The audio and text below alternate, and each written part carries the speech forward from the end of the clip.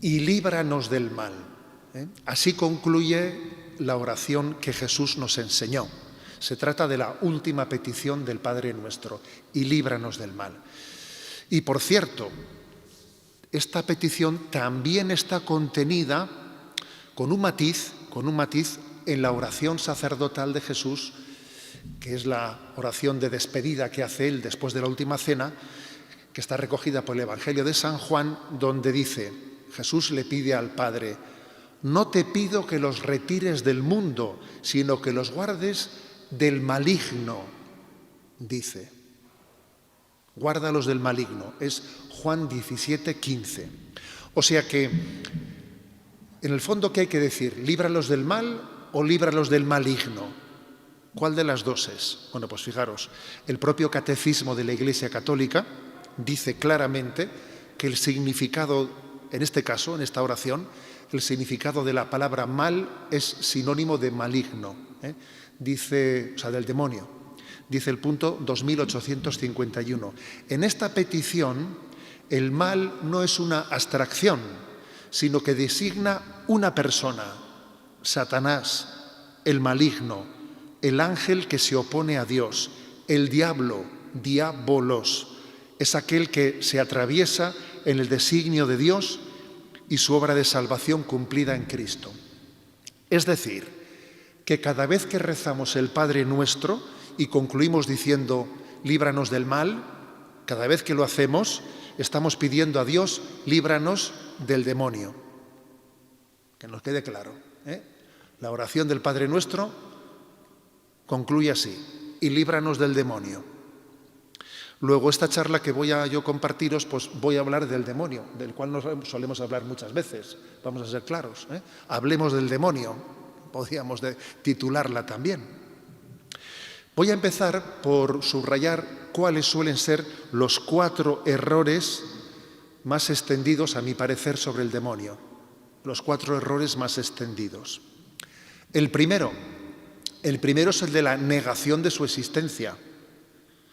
Los demonios serían meramente personificaciones míticas del mal y del pecado que oprime a la humanidad, pero no es que existan esos seres, ¿no?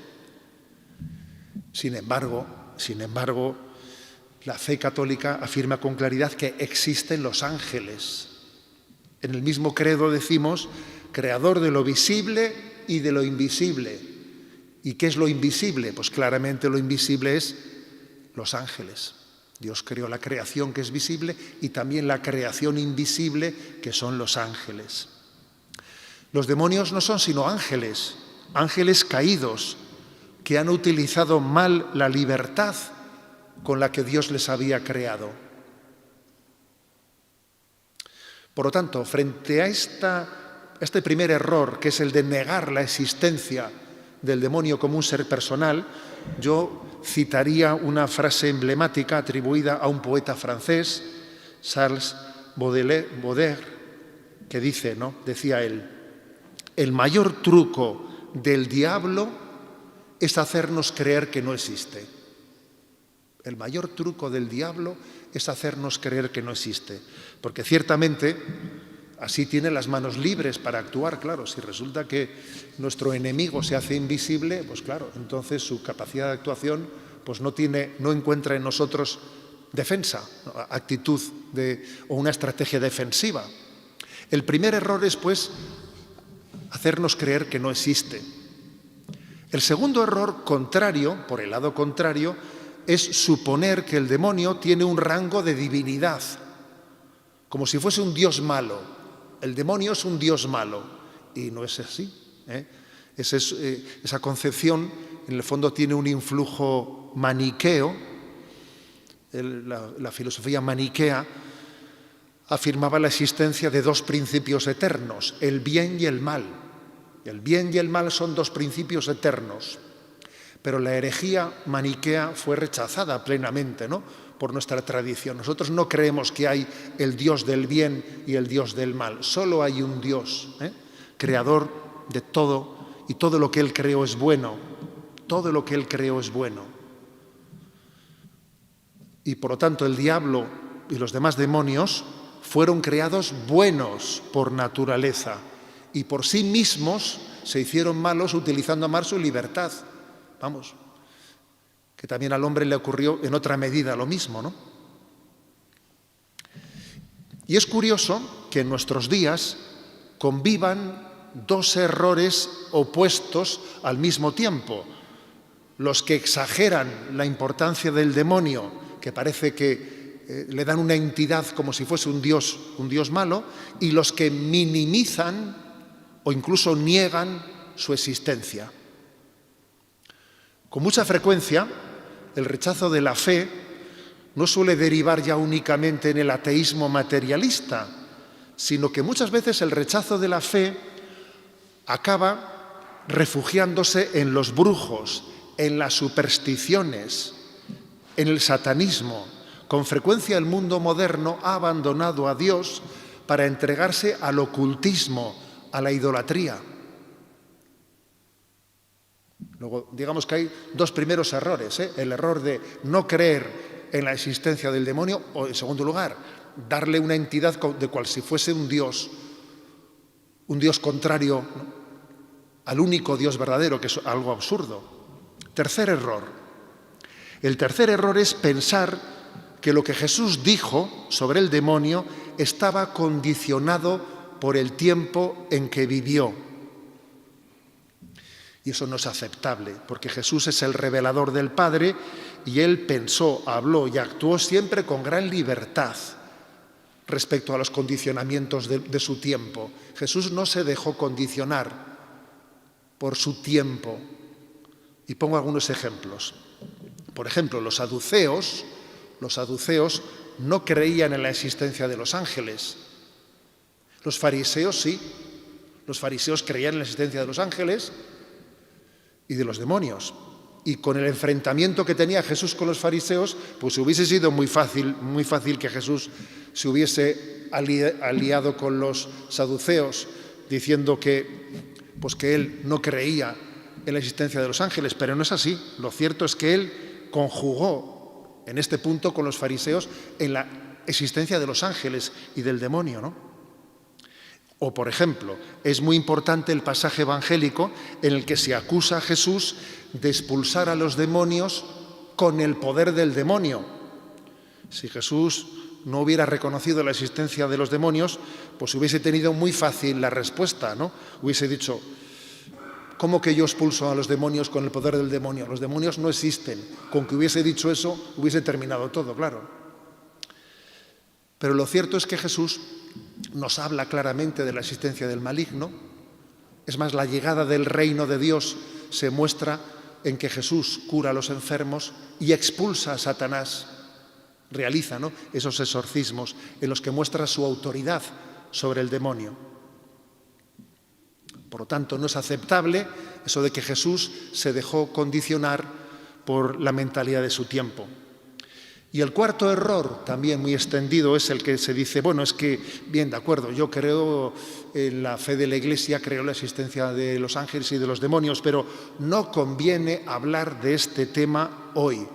En el mundo de hoy no se puede hablar de este tema, pues porque hacemos el ridículo. El mundo de hoy, pues, no está dispuesto a hablar de esos temas sobrenaturales o preternaturales, ¿no? La cultura contemporánea no es receptiva a ello. Y hay que decir que tampoco eso es de recibo, ¿eh? Ciertamente la predicación sobre el demonio tiene que ser prudente y sobria, no morbosa. Pero en la Biblia y en la tradición es evidente que Satanás y sus ángeles no son una pieza adicional o secundaria que pueda ser eliminada sin prejuicio de la comprensión de la revelación. La existencia de los demonios es un elemento clave del misterio del mal. Y de hecho, seguir a Jesucristo implica renunciar a Satanás. Los cristianos que se bautizan, se les pregunta por el credo y se les pregunta si renuncian a Satanás. Por lo tanto, es necesario hablar también del demonio en nuestro tiempo, porque si no, no viviríamos en verdad, ¿no? Un tratado de espiritualidad que eliminase el tema del combate contra Satanás y sus ángeles, pues si me permitís la comparación, pues sería como un manual militar que omitiera hablar de la aviación enemiga, que a veces dicen que es pues el arma más peligrosa. Luego tenemos que hablar en verdad, tal y como el Evangelio hace, sin dejarnos acomplejar por el tiempo en el que vivimos, ¿no? Entonces, pues, como hemos dicho al comienzo, ¿no? Hablemos del demonio, pero contextualicemos en que la acción del mal, de la tentación, no se explica solamente por el demonio, porque si recordamos la charla anterior que dimos del Padre Nuestro, en la cual pedíamos no nos dejes caer en la tentación, ahí decíamos que 3 son los enemigos del alma: mundo, demonio y carne. Y el mundo y la carne, ¿qué son? Bueno, pues son el influjo que el pecado ha ejercido en la mundanidad que nos arrastra al pecado, o el influjo que el pecado ha ejercido en nuestra carne, en la debilidad de nuestra carne, que también por la concupiscencia nos arrastra al pecado. Pero 3 son los enemigos del alma: el mundo, la carne y el demonio. Y hay que decir que en los tratados, ¿no?, en la tradición de la Iglesia, de esos 3 enemigos, mundo, carne y demonio, hay que decir que el que ataca directamente a los que buscan la santidad de una manera especial es precisamente el demonio, porque a los santos que no se han dejado arrastrar por el influjo del mundo o por el influjo de la carne, pues el tipo de ataque que han tenido ha sido más directamente a través del maligno. Claro, si uno ya está suficientemente esclavizado por el mundo, por la carne, pues tampoco es muy necesario que el maligno pierda el tiempo con él, que ya lo tiene sometido, ¿no? Ya lo tiene sometido. Pero es importante saber que en la tradición católica siempre se ha considerado que de estos 3 enemigos del alma, mundo, demonio y carne, el demonio es el más peligroso, por encima de la carne y del mundo, de los cuales el demonio se sirve para su estrategia. Así, por ejemplo, os doy esta cita de San Juan de la Cruz, de su Cántico Espiritual, capítulo 3:9. Dice él: sus tentaciones y astucias son más fuertes y duras de vencer y más dificultosas de entender que las del mundo y la carne. Y también se combinan y refuerzan con estos otros 2 enemigos, mundo y carne, para hacer al alma fuerte guerra, dice San Juan de la Cruz. Pues bien, si es el enemigo principal, al que se tiene que enfrentar quien busque la santidad, entonces la pregunta siguiente es: ¿cuáles son las señales en las que podemos percibir la acción diabólica? Yo sé que ante una pregunta como esta, muchos empiezan ya a pensar en las acciones extraordinarias del demonio cercanas a la posesión diabólica, a las infestaciones o otro tipo de ataques preternaturales, ¿no? Pero es un error obsesionarse con esos hechos extraordinarios, ya que nos distraen de la acción ordinaria del maligno, del demonio. Insisto, es frecuente que el morbo hacia ese hecho extraordinario de las posesiones, del cual es muy probable que no vayamos a ser testigos nunca en nuestra vida, nos ocupe en exceso y nos distraiga de lo que es el acontecimiento, de cómo el maligno actúa en el día a día. Sobre las posesiones diabólicas, pues San Juan Pablo II dijo, ¿no? Es una cita de 1986 la que os voy a leer: no resulta siempre fácil discernir lo que hay de preternatural en estos casos, ni la Iglesia condesciende o secunda fácilmente la tendencia a atribuir muchos hechos o intervenciones directas al demonio, pero en línea de principio no se puede negar que en su afán de dañar y conducir al mal, Satanás pueda llegar a una extrema manifestación de su superioridad, ¿no? La experiencia de la Iglesia es que la mayoría de las personas que se acercan a pedir ayuda porque creen que están poseídas por el demonio, en realidad están bajo el influjo de patologías psíquicas. Ahora bien, si es un error obsesionarse con el tema de las posesiones, también es un error despreciar la existencia de los casos ciertos que pueden existir, que la Iglesia los atiende, los discierne, los afronta. Algunos se pueden preguntar, ¿cuál es la razón por la que aparecen tantas veces en los evangelios las posesiones del demonio y sin embargo en nuestros días no las vemos? Pues a mi parecer el demonio sigue en cada momento la estrategia que puede hacer más daño a las almas. Y en el contexto secularizado de Occidente, la visualización de esos ataques del demonio tan a cara descubierta podría tener un efecto de acercar más gente a la fe que de alejarla. Y por eso el demonio no es tonto y no va a hacer eso. A mí que me ha tocado estar presente en algunos exorcismos, porque el obispo es responsable primero también de ese ministerio exorcista en las diócesis, algunas veces que me ha tocado, ¿no?, estar en ese ministerio, pues yo desde luego he hecho esa consideración. Desde luego el demonio no será tan tonto para que esto lo vea mucha gente, porque si mucha gente viese esto, volvería a la fe corriendo. Y obviamente el demonio no va a actuar contra sus intereses, ¿no?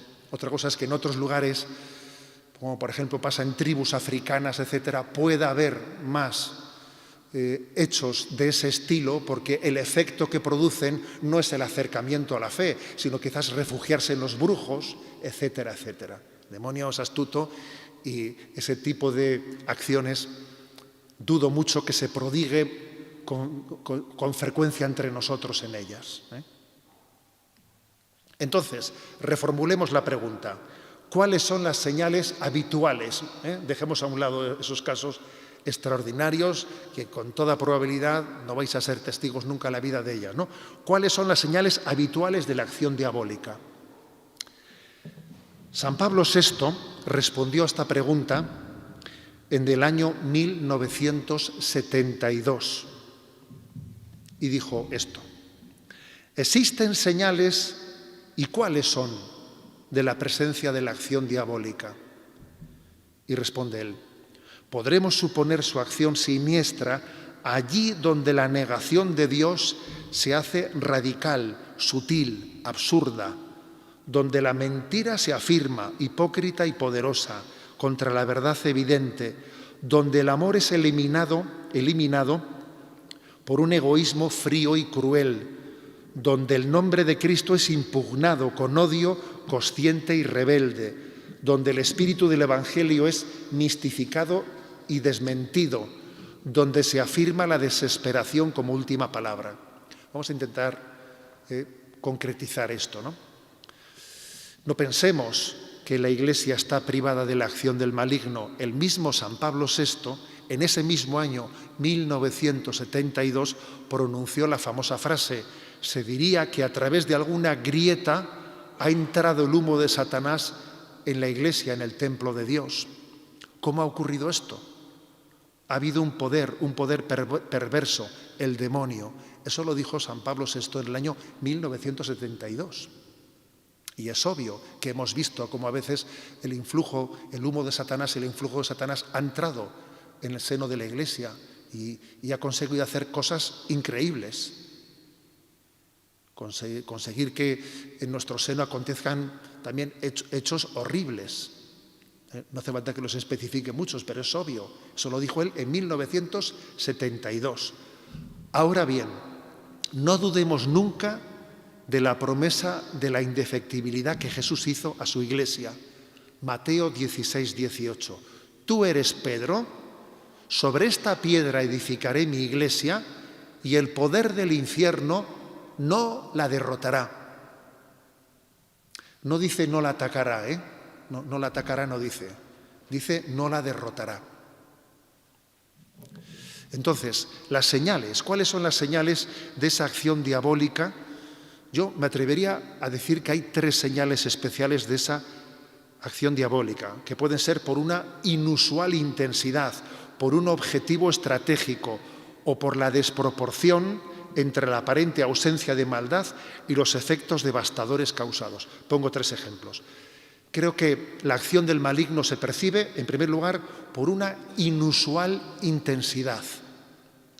Cuando el hombre llega a hacer ciertas barbaridades con una maldad increíble que ya parece que se nos pasa la rosca, uno dice, madre mía, pero esto, ¿cómo es posible que se haya podido llegar a tal barbaridad?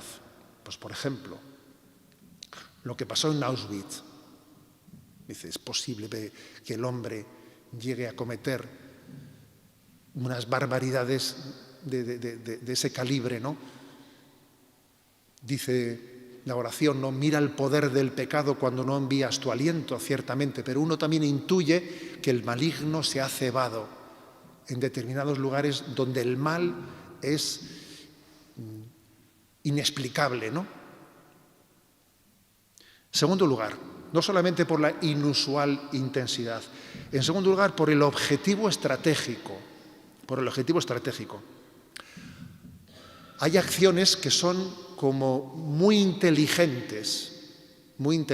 Por ejemplo, cuando se arranca la fe en Dios, conduciéndonos a la desesperanza.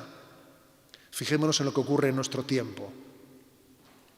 El aumento de los suicidios, de la desesperación, porque se ha perdido la fe en Dios y entonces ha sido un ataque estratégico, ¿no? Robar la fe para perder la esperanza.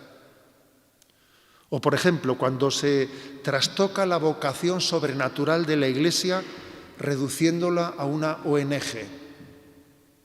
Eso es un ataque estratégico, porque si resulta que la Iglesia va a reducirse meramente a una ONG, a un servicio social más, y no va a hablar de la salvación eterna, no va a hablar del más allá, no va a hablar de la salvación, de la condenación, claro, entonces es un ataque estratégico el trastocar la vocación sobrenatural de la Iglesia, haciendo que la Iglesia sea un mero servicio social.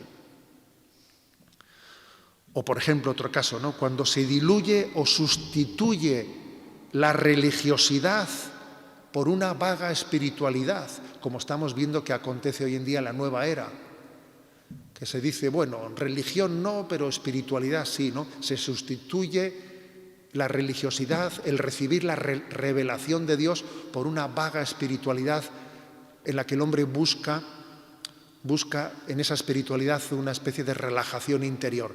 Es un ataque estratégico. Creo que la acción del maligno uno también la entrevé no solo por una inusual intensidad de la maldad, sino también por un objetivo estratégico. Y en tercer lugar, también se percibe su acción cuando uno percibe una desproporción entre la intencionalidad y los efectos devastadores. Por ejemplo, cuando ocurre que nosotros, por nuestras filias o nuestras fobias, pues caemos en cotilleos, en críticas y aparentemente sin mucha maldad. De esto el Papa es un auténtico apóstol de denunciar esto entre nosotros, ¿no? Resulta que a veces sin una aparente maldad cotilleamos, criticamos, hablamos mal y parece que mucha maldad no ha habido, mala intención, pero los efectos son devastadores. Se destruyen familias, se dividen las diócesis, se hace un daño inmenso en la parroquia, las amistades se rompen, el trabajo se hace insufrible y dice uno, ¿cómo es posible que se pueda hacer con una palabra inoportuna, un cotilleo, tanto daño? Claro, es así. Hay tal desproporción entre el haber sido indiscreto hablando, cotilleando, criticando y el efecto devastador que eso hace, que uno intuye también que ahí detrás de eso está el maligno. Por eso el Papa es un auténtico apóstol contra el cotilleo, contra la crítica, recordando que uno de los términos con los que se designa al demonio en la Sagrada Escritura es el acusador el acusador de nuestros hermanos. El demonio es el que acusa, siempre hablando mal de otro, siempre hablando mal. Como por ejemplo aparece en el libro de Job, ¿no? Diciendo, sí, este parece bueno, pero este te quiere por el interés, te quiero Andrés. Dice, tú quítale sus bienes, a que te maldice. Y ya está el demonio acusando a Job, hablando mal de él. Es el acusador de nuestros hermanos, ¿no? Por eso creo que tenemos que tener la capacidad de percibir cuando por una inusual intensidad o por un objetivo estratégico o por un efecto desproporcionado, ¿no? entre una imprudencia por nuestra parte en el hablar y los efectos devastadores que causa, nos demos cuenta que estamos bajo una estrategia del maligno que tenemos que desenmascarar. ¿Cómo acontece la acción del maligno? ¿Cómo acontece? Los monjes del desierto, en los primeros siglos de la Iglesia, hablaron de los logismoi. ¿Qué son los logismoi? Es una forma concreta en la que los demonios llevan adelante sus tentaciones. Son pensamientos lacerantes y obsesivos que te invaden y te turban la paz. Por ejemplo, ¿no? Digámoslo en nuestros términos, pues no valgo para nada. Esta vida no tiene sentido, ¿no? Para lo que te agradecen no merece la pena esforzarse. No te comas la cabeza, déjate llevar. O sea, a veces esos logismoi son pensamientos lacerantes, obsesivos. Hoy en día dirían los jóvenes que te rayan la cabeza, que te siembran desesperanza. Santa Teresa, con los términos suyos en el siglo XVI, decía, siembran inquietud, desasosiego, alboroto interior, sequedad, oscuridad, falsedad, engaño, mentira, te falsean todo. Bueno, pues es eso, los logismoi. Dicho con lenguaje de los padres del desierto o con lenguaje de Santa Teresa de Jesús, ¿no? Y el método que proponen los padres del desierto para hacer frente a los logismoi, hay un tal Evagrio Póntico, quien dice, para hacer frente a esos pensamientos obsesivos del maligno, lo que hay que hacer es, primero, observar esos pensamientos y darte cuenta de que estás siendo atacado. Segundo, comunicarlos a tu acompañante espiritual. Porque cuando compartes una tentación compartida es tentación medio vencida. Y en tercer lugar, observarlos, comunicarlos y hacerles frente con la palabra de Dios. Como hizo Jesús, por cierto, que Jesús a las tentaciones del demonio les cortaba por lo seco con la palabra de Dios. No solo de pan vive el hombre, está escrito, no tentarás al Señor tu Dios. O sea, era la palabra de Dios con la que cortaba por lo sano las insinuaciones, los logismoi del diablo. Para quien quiera profundizar un poco en esto, le remito a una charla que pude impartir allá por el año 2018 y que la encontraréis fácilmente en las redes en YouTube con el título de 14 muletillas de la mediocridad. Con 14 muletillas lo encontráis fácilmente en una reflexión de qué son los logismoi y cómo les tenemos que hacer frente. Así actúa el maligno, sembrando pensamientos de desesperación, haciéndonoslo ver todo negro, falseándote las cosas, falseándotelas, ¿no? Lo suyo es la falsedad. Lo suyo, San Ignacio de Loyola dice que intuye su presencia cuando en el alma se siembra oscuridad y desesperación. Bien, ¿y cómo reaccionar? ¿Cuál es la espiritualidad de la lucha contra el demonio? Vamos a ello.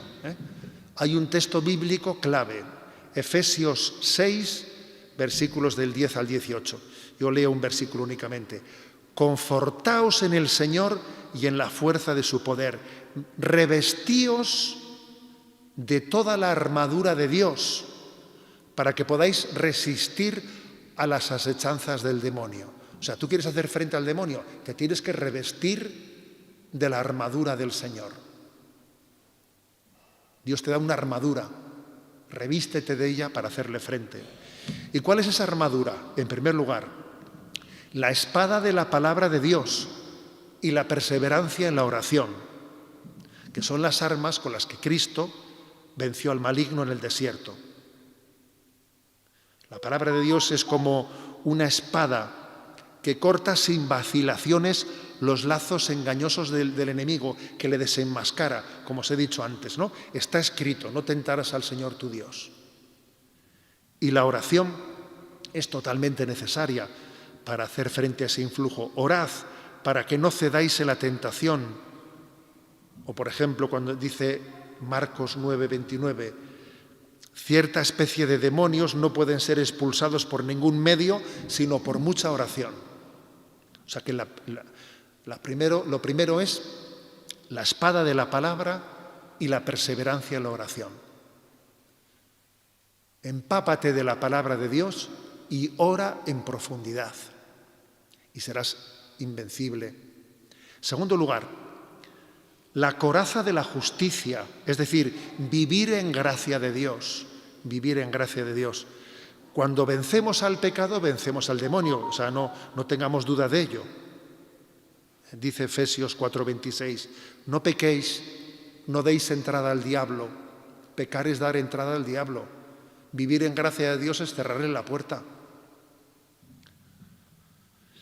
En tercer lugar, he dicho la primera, la espada de la palabra y la perseverancia de la oración. En segundo lugar, la coraza de la justicia, vivir en gracia de Dios. Tercero, el escudo de la fe.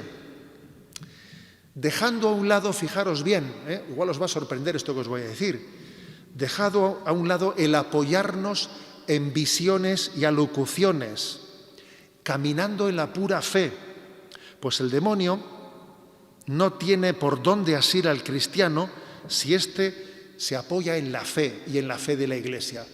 La Iglesia es muy prudente para discernir y aprobar supuestas revelaciones, porque como dice San Juan de la Cruz, pues es un terreno en el que el maligno puede engañar. San Juan de la Cruz da muchas indicaciones a los místicos que han tenido revelaciones. Les dice, que un ángel me ha dicho esto, le dice, muy bien, tú déjalo estar, tú apóyate en lo que dice la Iglesia. Que he recibido una comunicación mística, bueno, olvídate eso, tú apóyate en la fe de la Iglesia, en la desnudez de la fe, que es la que nos da la garantía, ¿no? La garantía de no ser engañados. En cuarto lugar, fidelidad a la doctrina y a la disciplina de la Iglesia.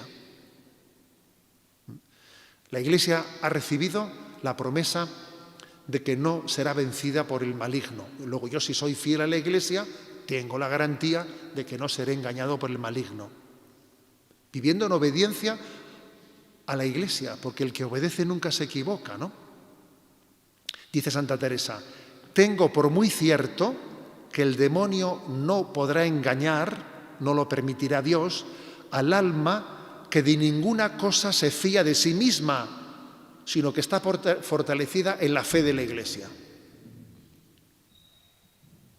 En quinto lugar, dentro de esta armadura frente al maligno, además de los sacramentos que nos permiten vivir en gracia de Dios, también la Iglesia predica el valor de los sacramentales, especialmente la cruz y el agua bendita. Santa Teresa de Jesús, que tuvo, ¿no?, en su vida mística muchos combates contra los demonios, habla del gran valor del agua bendita. Dice ella, no hay cosa con que huyan más para no volver los demonios que del agua bendita. Debe ser grande la virtud del agua bendita. Para mí es particular y muy conocida consolación que siente mi alma. Y sexto punto de esa espiritualidad, de esa coraza para luchar contra el maligno. Sexto punto, es muy importante. Superar el temor al demonio. Pues Jesús nos mandó, no se turbe vuestro corazón ni tengáis miedo. Juan 14:27. Cristo venció al demonio y lo sujetó. Ahora Él no es más que una fiera encadenada que no puede dañar al cristiano si no nos entregamos a Él por el pecado. El poder tentador de los demonios está completamente sujeto a la providencia del Señor, que es capaz de usarlos, de emplearlos como pruebas purificadoras en nuestra vida. Y por lo tanto confiamos en la providencia de Dios. Hay un texto para la eternidad, si me permitís, de Santa Teresa de Jesús. Fijaros lo que es el siglo XVI. Una mujer, en aquel contexto, en la vida de la Iglesia, sin estudios teológicos, etcétera, etcétera, tiene un pasaje en el que ella muestra un valor y un desprecio frente a los demonios que a mí, cada vez que lo leo, me emociona. Tiene un castellano antiguo, un castellano medieval, a ver si lo leo bien, pero a mí me emociona leer esto. Como esa mujer, en su debilidad, Dios le dio esa fortaleza de poder despreciar a los demonios, ¿no? Dice ella: no hay duda de que me parecía que me tenían miedo a mí, porque yo quedé sosegada y tan sin temor de todos ellos que se me quitaron todos los miedos que solía tener, porque aunque algunas veces les veía, no les he tenido casi miedo, antes me parecía que ellos me lo tenían a mí. Me quedó un gran señorío contra ellos, bien dado por el Señor de todos, que no se me da de ellos más que de moscas. Me parecen tan cobardes que en viendo que los tienen en poco, no les queda fuerza. Me parece impresionante que una mujer en el siglo XVI diga esto, ¿no? No me da más de ellos más que de moscas. Y dice la última frase, que cuando ellos ven, me parecen tan cobardes que en viendo que los tienen en poco, no les queda fuerza. Si el demonio ve que tú tienes la plena confianza en el Señor, en el corazón del Señor, no tiene nada que hacer, porque ve que estás ungido por la confianza en Dios que te protege. Por lo tanto, es importante superar el miedo, el temor, porque el miedo, el temor abre las puertas y la confianza las sella. Bueno, como veis, es un programa maravilloso, ¿no? De decir, ¿cómo yo me pongo una coraza, cómo yo venzo a ese maligno, ¿no? En esa gran petición que estamos haciendo, y líbranos del mal y líbranos del maligno. Y voy a concluir diciendo que la victoria sobre el maligno es también la victoria sobre todos los males que provienen del maligno. Fijémonos, ahora nos remitimos a la Eucaristía, en el embolismo con que la liturgia continúa el rezo del Padre Nuestro. La palabra embolismo no es muy utilizada por nosotros. Un embolismo es como un giro en el que uno retoma lo que estaba diciendo, ¿no? Cuando termina el Padre Nuestro, dice, ¿no? Y líbranos del mal. ¿Cómo continúa? Líbranos de todos los males, Señor. O sea, retoma lo último, litúrgicamente, al haber terminado el Padre Nuestro, ahora viene un embolismo litúrgico que retoma y remata lo anterior. Lo último era, y líbranos del mal. Y dice, líbranos de todos los males, Señor, y concédenos la paz en nuestros días, para que, ayudados por tu misericordia, vivamos siempre libres de pecado y protegidos de toda perturbación. Es decir, que en este momento, después de haber dicho líbranos del demonio, líbranos del maligno, pedimos también, rematamos diciendo, y líbranos de todos los males que vienen del maligno. El Catecismo de la Iglesia Católica dice, al pedir ser liberados del maligno, oramos igualmente para ser liberados de todos los males presentes, pasados y futuros de los que Él es autor o instigador. Esta última petición la Iglesia la presenta al Padre, presenta todas las desdichas del mundo, con la liberación de todos los males que abruman a la humanidad. Implora el don precioso de la paz y la gracia de la espera perseverante en el retorno de Cristo. Por lo tanto, al decir líbranos del mal, también pedimos la liberación del mal para todo el universo, para toda la creación. La creación entera está sufriendo dolores de parto, ¿no? Y es extender la liberación del mal a todo el universo. Pedimos que se manifieste la victoria de Cristo sobre el maligno, que se manifieste su victoria, ya que muchos hombres pueden tener la falsa sensación de que el mal está ganando la batalla. ¿A qué es cierto esto? Que muchas veces uno puede tener la sensación, aquí va ganando la batalla el maligno, ¿no? Esa sensación la podemos tener. Pero sin embargo, nos acordamos de las palabras de Jesús, ¿no? Quien dice a los discípulos que están compartiendo la experiencia de gozosa de haber salido a predicar, vuelven los 72, y Jesús les dice, ¿no? Cuando vosotros predicabais, ¿no? Yo estaba viendo a Satanás caer del cielo como un rayo. O sea que en la acción evangelizadora que realizamos, Satanás cae como un rayo. Nos parece que él está venciendo, ¿no? Pero aunque parezca que el mal triunfa, no es así. El reino de Dios se abre paso más allá de nuestra capacidad de constatarlo. Y esta cultura que se yergue soberbia, dando la espalda a Dios, no nos olvidemos, tiene los pies de barro. Repito, tiene los pies de barro. Y el designio de Dios para manifestarse tiene su momento, para que se derribe ese gigante que tiene pies de barro, aunque no conozcamos qué momento sea ese, ¿no? Y es interesante saber que San Francisco de Sales hablaba de la decatenatio santorum, o sea, del que llegará un día en el que los santos se desencadenarán, como diciendo que ahora mismo en este momento, pues los santos están como reducidos, están como metidos en un lugar en el que parece que no relucen, ¿no? Lo que reluce es el mal, de lo que más se habla es el mal. Comprad mañana el periódico y dividid las noticias en buenas y malas, vas a ver tú, ¿quién gana? Pero dice San Francisco de Sales, en el designio de Dios llegará el día de la decatenatio santorum, del desencadenamiento de los santos, y en un momento determinado de la historia eso acontecerá y el mal será derribado, el maligno colapsará. Pues como vimos caer el muro de Berlín, que nos dijimos, madre mía, ¿y esto cómo ha caído? Pues así veremos también que otros muros que se levantan colapsarán.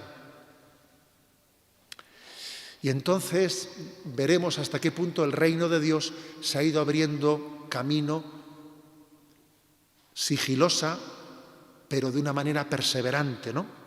Y entonces se mostrará plenamente el triunfo del Inmaculado Corazón de María. El triunfo del Inmaculado Corazón se hará especialmente presente en el mundo, ¿no?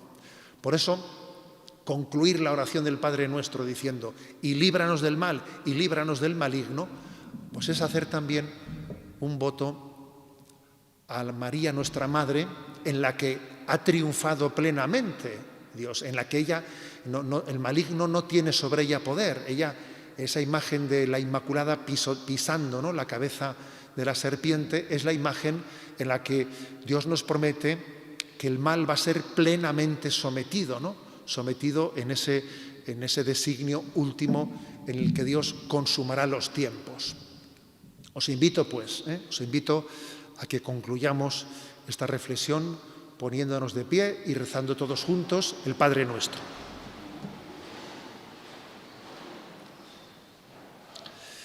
Padre nuestro que estás en el cielo, santificado sea tu nombre. Venga a nosotros tu reino. Hágase tu voluntad en la tierra como en el cielo. Danos hoy nuestro pan de cada día. Perdona nuestras ofensas, como también nosotros perdonamos a los que nos ofenden. No nos dejes caer en la tentación y líbranos del mal. El Señor esté con vosotros. La bendición de Dios Todopoderoso, Padre, Hijo y Espíritu Santo, descienda sobre vosotros